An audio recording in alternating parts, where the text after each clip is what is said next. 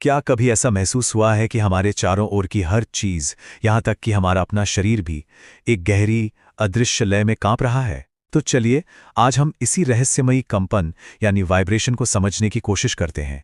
हम विज्ञान और अध्यात्म दोनों की नज़रों से देखेंगे कि इसका हमारी सेहत से क्या गहरा नाता। तो सवाल ये है कि क्या हमारी सच्चाई, हमारी हकीकत कंपन से बनी है? ये सवाल सिर्फ विज्ञान का नहीं, बल्कि दर्शन का भी है।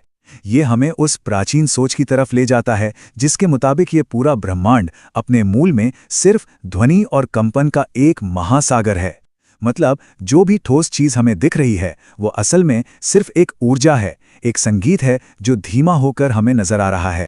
आइए इस सफर की शुरुआत करते हैं प्राचीन ज्ञान की गलियों से।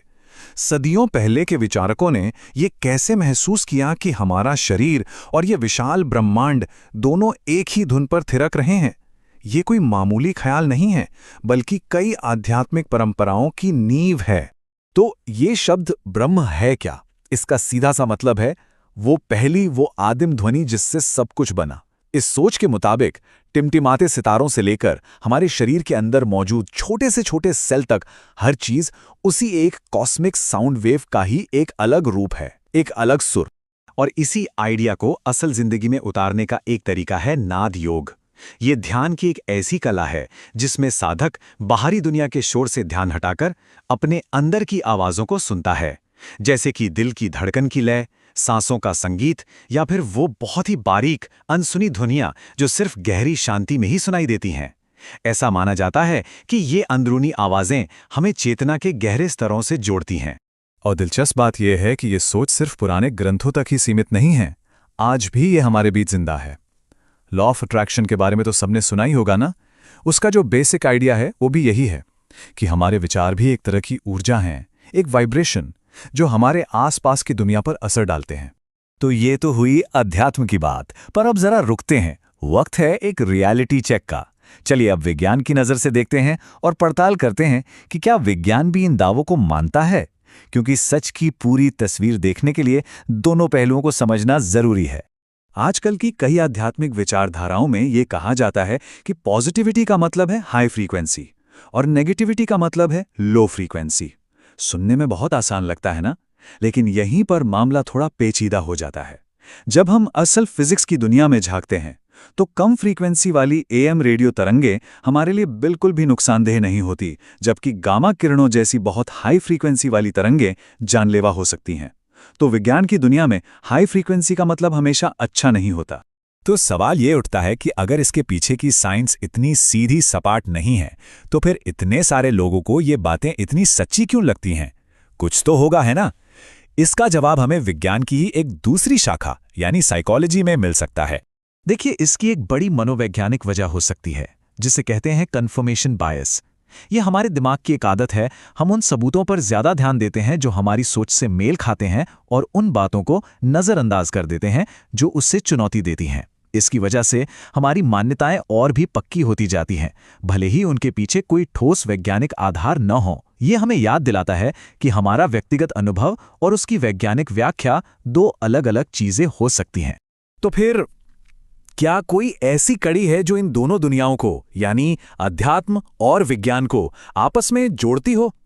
एक ऐसा कनेक्शन जिसे आज विज्ञान नाप सकता है और समझ भी सकता है? क्या हमारे शरीर के अंदर वाकई कोई ऐसा फिजिकल कनेक्शन है जो ध्यान और गहरी सांस जैसी पुरानी प्रैक्टिसेस को हमारी सेहत से सीधे सीधे जोड़ता हो? तो मिलिए हमारे शरीर के एक छिपे हुए हीरो से, वेगस नर्व। आप इसे अपने शरीर का सुपर हाईवे समझ सकते हैं। ये हमारे दिमाग से निकलने वाली सबसे लंबी नस है जो हमारे दिल, फेफड़ों और पेट जैसे जरूरी अंगों तक जानकारी पहुंचाती है। ये हमारे मन और शरीर के बीच का एक असली भौतिक पुल है। और सबसे कमाल की बात जानते हैं क्या है? इसे सेहतमंद रखने का तरीका हजारों साल पुराना है, बस गहरी और धीमी सांस लेना। जी हाँ, वही तकनीक जिसे योगी और संत सदियों से मन को शांत करने के लिए इस्तेमाल करते आए हैं, आज विज्ञान उसे सीधे सीधे हमारे नर्वस सिस्टम की सेहत से जोड़ रहा है। अब फ्रीक्वेंसी की बात पर वापस आते हैं, लेकिन इस बार पूरी तरह से वैज्ञानिक सबूतों के साथ। हम बात करेंगे हमारे दिमाग की तरंगों की, एक ऐसी चीज जिसे विज्ञान आसानी से नाप सकता है।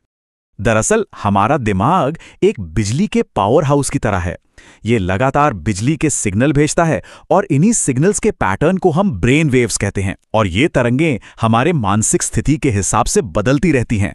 ये टेबल हमें दिखाता है कि हमारी मानसिक अवस्था के साथ हमारे दिमाग की तरंगें कैसे बदलती हैं। जब हम जगे हुए और फोकस्ड होते हैं तो बीटा तरंगें होती हैं, जब हम शांत और रिलैक्स्ड होते हैं तो अल्फा तरंगें, और सबसे दिलचस्प बात यह है, जो सबसे धीमी थीटा तरंगें हैं, विज्ञान उन्हें गहरे ध्यान और गहन आध्यात्मिक अनुभवों से जोड़ता है। ये एक ठोस सबूत है कि ध्यान जैसी प्रैक्टिस वाकई हमारे दिमाग की फ्रीक्वेंसी को बदल सकती हैं। तो ये सब बातें इतनी जरूरी क्यों हैं?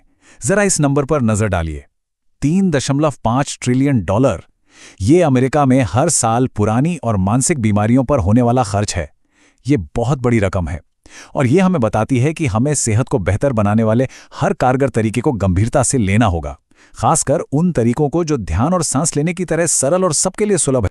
तो कुल मिलाके बात यह है, हो सकता है कि ब्रह्मांडीय कंपन जैसी बातें असल में एक रूपक हों, एक मेटाफर, लेकिन इन बातों से जो अभ्यास निकले हैं, जैसे ध्यान या गहरी सांस लेना, उनका हमारे शरीर पर, हमारी बायोलॉजी पर एक ऐसा असर होता है जिसे आज विज्ञान देख सकता है और नाप भी सकता है।